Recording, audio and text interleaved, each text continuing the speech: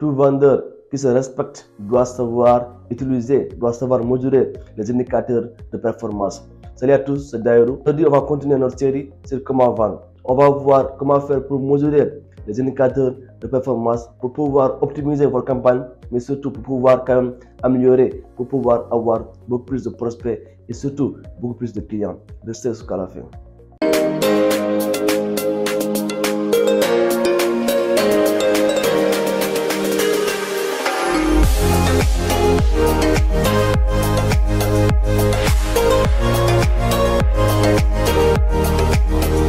La première chose qu'il faut prendre en compte, c'est la durée de la campagne. C'est-à-dire, quand vous lancez une campagne marketing, soit en ligne, soit hors ligne, combien de jours, combien d'heures cela a duré.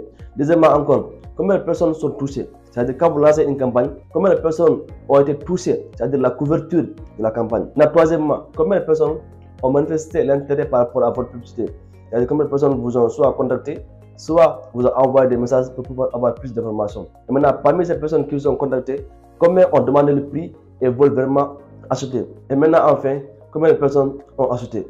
Et maintenant, vous allez pouvoir calculer le taux de transformation, c'est-à-dire combien de personnes ont acheté par rapport à ceux qui ont contacté. Et ça, vous allez pouvoir le faire. Maintenant, dès que vous savez que, par exemple, vous avez 1000 contacts qui sont contactés, mais il n'y a que 10 qui ont acheté, là, ça veut dire que vous avez un problème pour pouvoir convertir un prospect en client.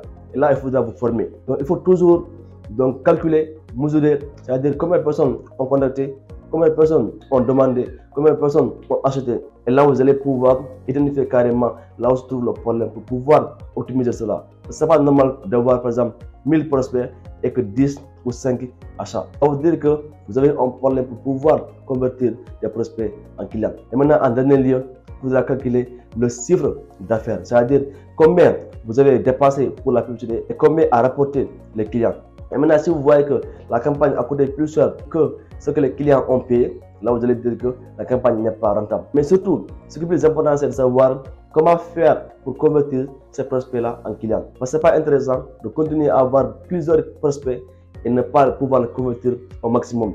Donc si vous arrivez quand même à convertir 50%, ou bien 40%, ou même 35%, là au moins ça va. Mais si c'est 10% ou bien 5% que vous arrivez à convertir, ce n'est pas intéressant.